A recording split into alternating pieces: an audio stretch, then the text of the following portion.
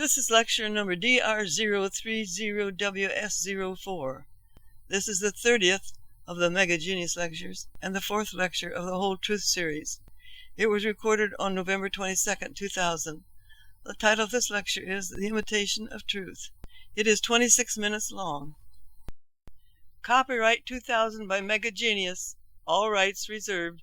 This lecture is protected by internationally valid copyright.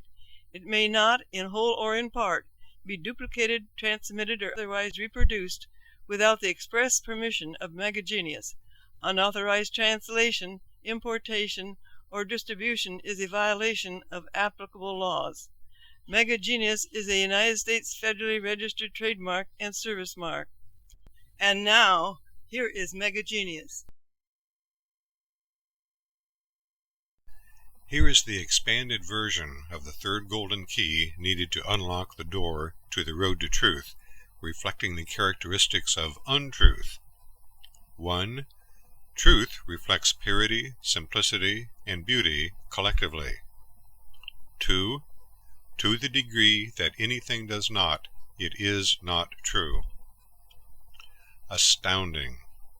This is a megatruth. To the degree that anything does not reflect the characteristics of purity, simplicity, and beauty collectively, it is not true. Anything that is not pure in simplicity and beauty cannot be true, not in the final analysis. Let's imagine we are looking at something and want to know how much truth we are viewing.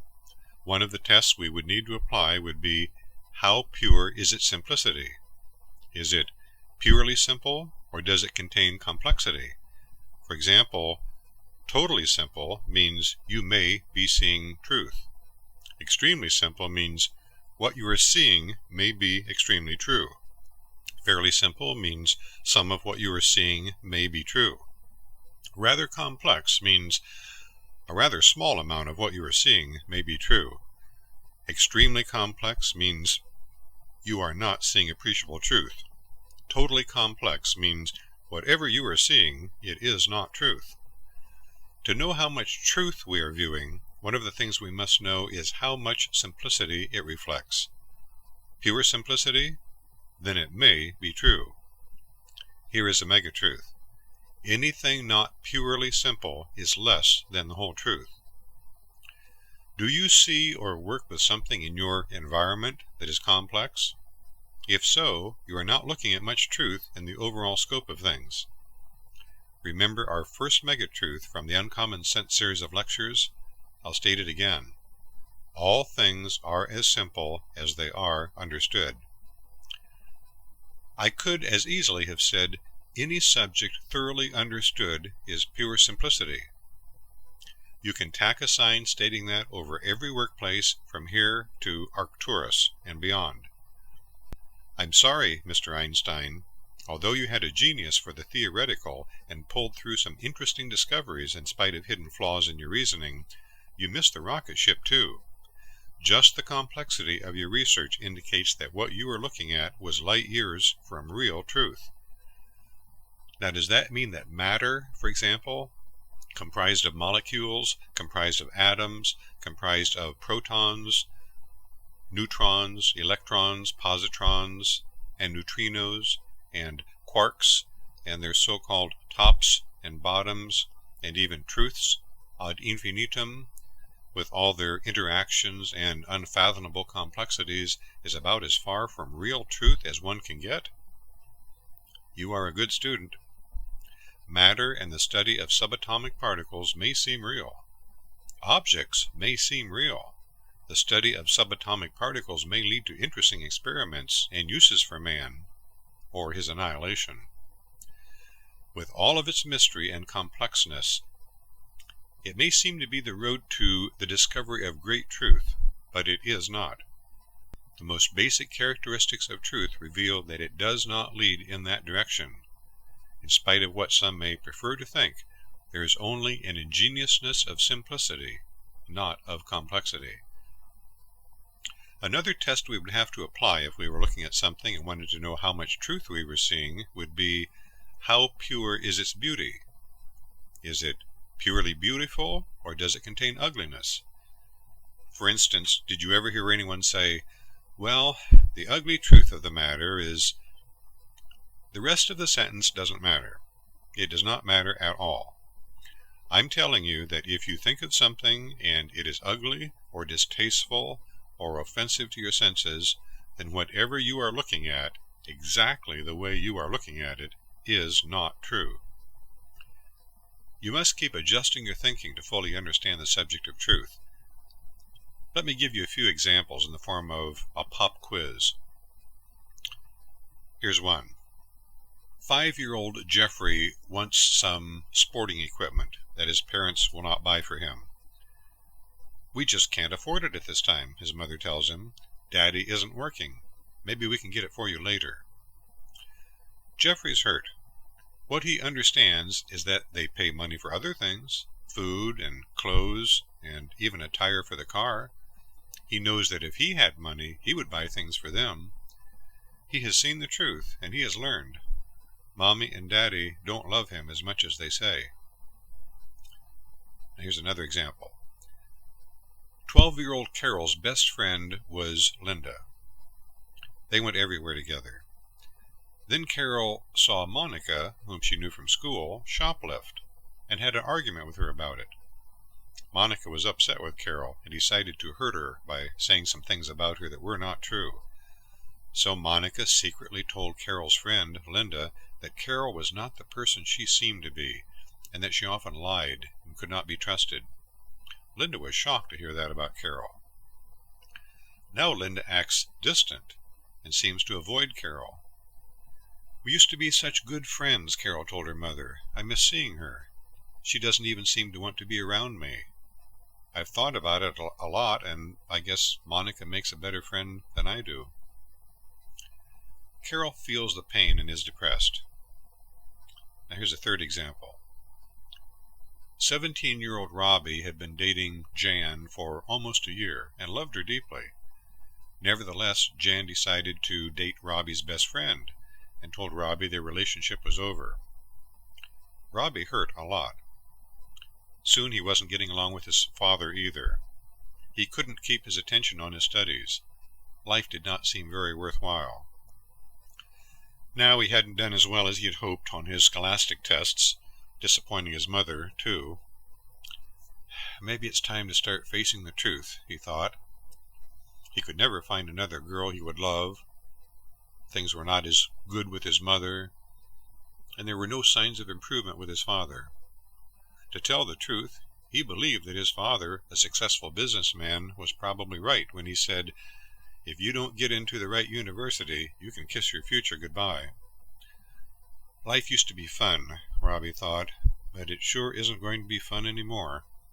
He was miserable and saw no better future. Robbie no longer even had hope.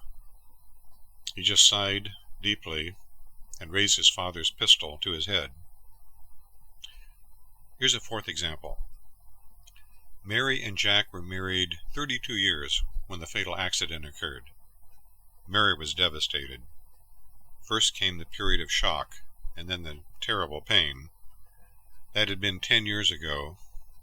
It didn't hurt as much now, that was true, but it still hurt a lot. Mary was 61 now, and had known all along that she would never marry again. She could never have the joy with anyone else that she'd known with Jack.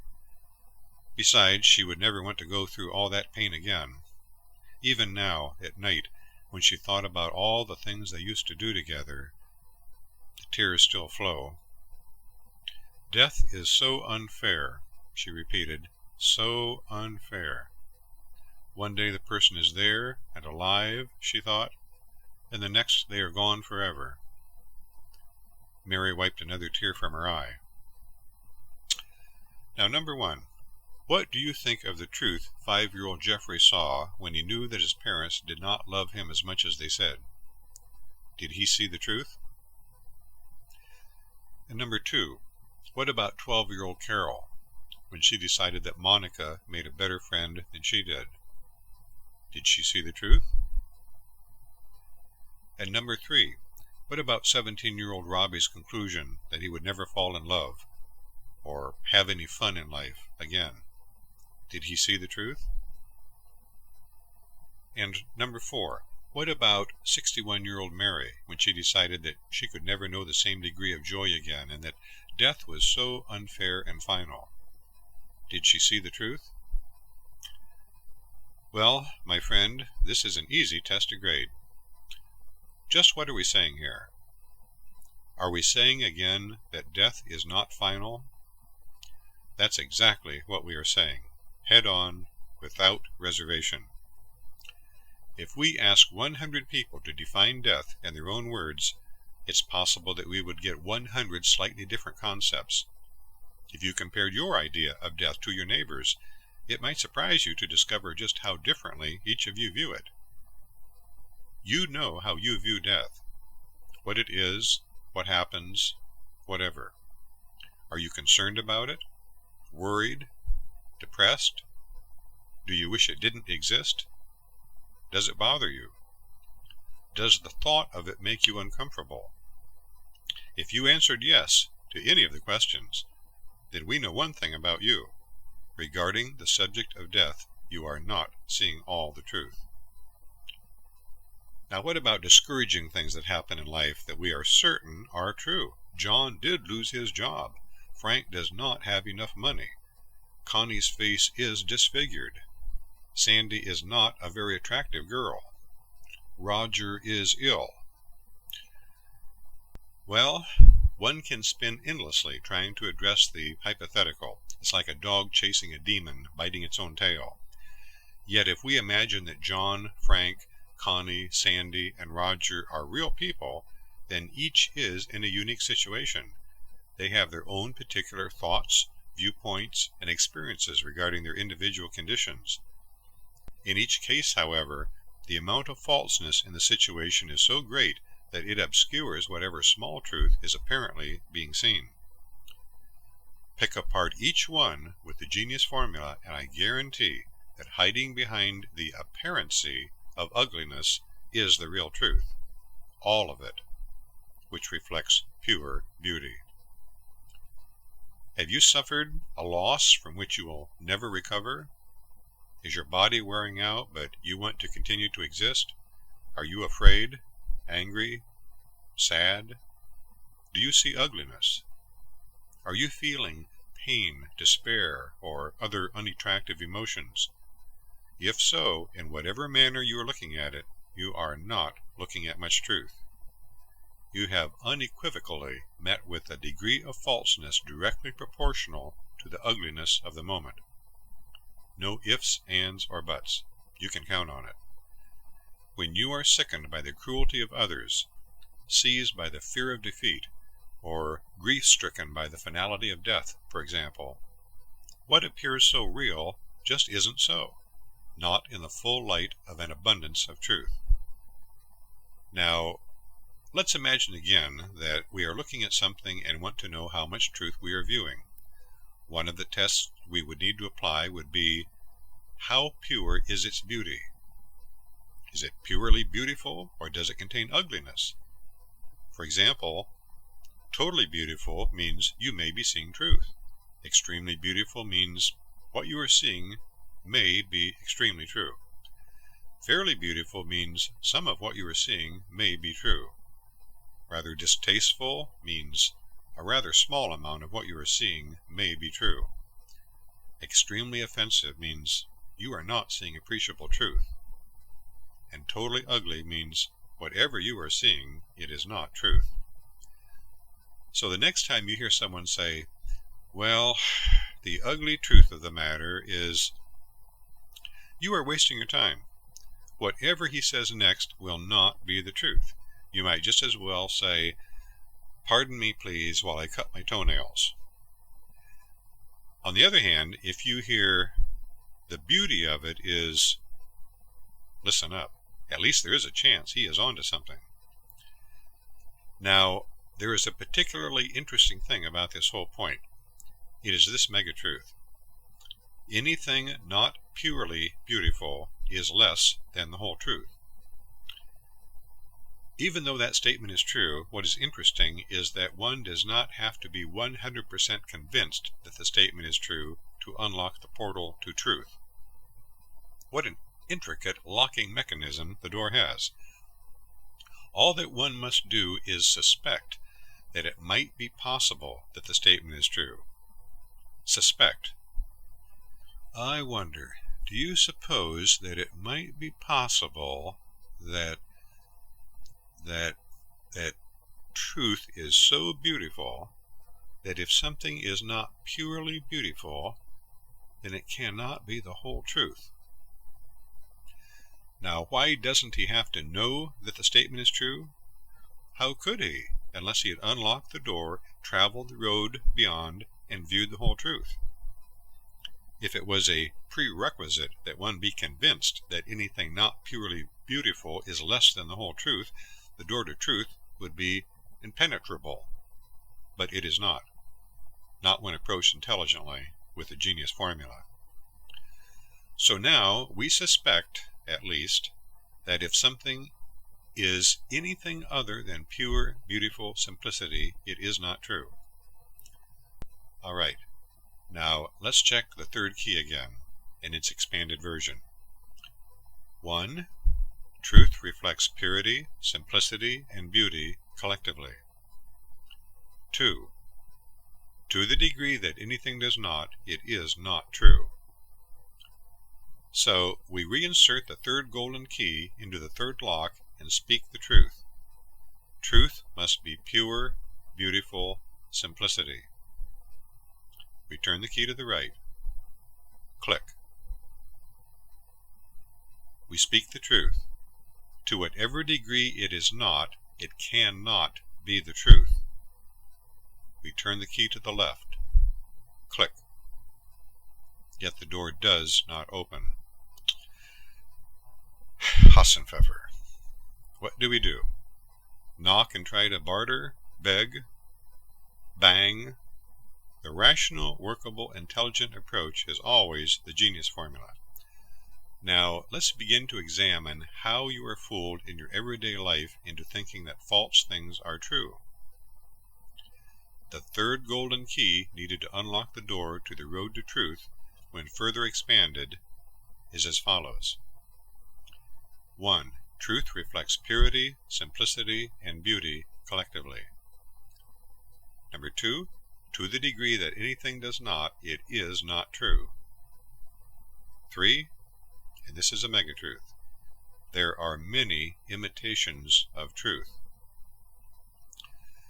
Just because something appears pure, simple, and beautiful does not necessarily mean it's true. Don't make that assumption. Notice that I used the word appears. Frequently, when we carefully examine something that looks fantastic, out rockets some previously unseen truth. It was rotten to the bone false all along. Did you ever order a widget that looked marvelous in a magazine, but nothing like the picture when it arrived? Or make a fireball of an investment that burned out before you could bow your head and bury your empty wallet in your pocket? Or swallow the promises of a platinum-toothed politician who spat out his dentures when he took the oath of office? We are dealing here with the repertoire of every magician and every criminal. Focus the spectator's or victim's attention so that he doesn't notice all that he should. Prevent him from thoroughly examining what is occurring. Allow him to fool himself by assuming something that will crucify his logic. Why, looky here. I just hooked one of those brown-spotted suckers. Even they fall for it. Small children learn quickly that this one works. They love it. Just direct the adult's attention to part of something the adult wants, but don't let him see the rest of it. The adult assumes that what he's looking at is all there is and reaches. Snap, buzz, bang. Wasn't that funny? Deep down, people have always known there was some sort of relationship between truth and simplicity. They are often suckers for something complex that has been crunched up and camouflaged to appear simple. You might hear, "It's easy. Anyone can learn it at home in their spare time." Well, if you have that much spare time, you must live on the moon. Or, "It's so tidy, it practically cleans up after itself." Woof, woof. Or, "Minimal assembly required." Any idea who could lend me a high-torque, reversible power drill with a full set of read and prints bits? Many public relations firms need some public relations themselves. There's nothing wrong with simple, catchy phrases, but to the degree that any promotion twists the truth, it degenerates from public relations to deceit. We need to hit this simplicity factor hard, or the third door will never open. Now we're going to do that. Almost any proverb sounds true, due to its simplicity, but don't bet the milk cow on it. For example, take this proverb: "You can't teach an old dog new tricks." That's false. If you know enough truth, you can, easily. Because it sounds so true, no one has the initiative to dispute it. So society just counters it with another proverb: "You are never too old to learn." That is true. The reason the old dog proverb is popular is that it's a convenient justification for anyone's failure to change someone else. Here's another proverb: "There's a sucker born every minute." True. Even I won't dispute that one. I will just remind you of the rest of P.T. Barnum's warning, quote, "And if I don't get him, somebody else will," unquote. Here's another proverb: "Every cloud has a silver lining." True. Although you will find that what every cloud is hiding is of immensely greater value than silver, if you see enough truth. Here's another proverb: "The end justifies the means." False. Never. It's another justification that even admits it. If the means cannot stand on its own merits, then you need to find some other means. Here's a proverb: "Two wrongs don't make a right." True. The only things they ever make are two wrongs. Right? How about this proverb: "Money is the root of all evil." False. The poor don't always act good, and the rich don't always act evil. The original proverb is not true either. Quote, "The love of money is the root of all evil," unquote. If you look closely, however, you will discover a revelation you can count on, and this is a megatruth. The true root of all evil is falseness. Here's a proverb: "Honesty is the best policy." True. That's a super policy for day-to-day living. There are times, however, when it is best not to tell everything, such as secrets to real or potential competitors or enemies, or the end of a story to a friend who has not yet read it. Feeling forced to tell a little white lie is a bit like bumping into a hornet's nest. The opposition swarms, seeking the culprit, and you freeze. The problem is how to get out fast without getting stung. Some people have developed an art form out of avoiding the telling of little white lies. For example, one might hear, "I can't comment on that," or "It really shouldn't matter," or even, "Why do you ask?" Whatever words may stumble from your mouth, though, the more truthful they are, the better off you will be. For the best policy, all things considered, is honesty. Wouldn't you rather have a simple policy than a complicated one? Oh, what a tangled web we weave when first we practice to deceive. Here's a proverb: "Power corrupts, and absolute power corrupts absolutely." False. Power alone does not diminish one's integrity. The assumption of power merely magnifies whatever qualities, or lack thereof, existed previously. Here's a proverb: "Beauty is in the eye of the beholder." True. It is in his eye, or heart, so to speak. The beauty you see depends to a considerable extent on how much truth you see. How has the world been looking to you lately? Here's another proverb. All is fair in love and war. False. All isn't fair anywhere in between the two either. To say all is fair in war would be a blanket attempt at justifying all horrendous acts regardless of how many innocent people might be annihilated. All is fair in love attempts to justify all harmful acts committed on another in the name of love. Successful, loving relationships are never built on deceit. They are nurtured by continuous, honest, and subsequent trust. They succeed to the degree that they adhere to the truth. Here's a proverb. The wise do not let themselves be tricked a second time. False. The wise do not let themselves be tricked the first time. The only exception would be a wise person who might knowingly allow himself to be tricked for his own amusement, such as when watching a magician. Here's a proverb. What you don't know can't hurt you. False. Add 1 brown spotted sucker and stir gently. People will almost invariably bite hard on this bait, but the proverb is precisely backwards. Here is a megatruth. What you don't know is the only thing that can hurt you. When you learn some truth and it hurts, what you think is biting you isn't. Never. What's biting is the falseness that is hiding a piece of truth that you do not see. Every time. I'll present an adventurous and intriguing example of the truth of that in the next lecture.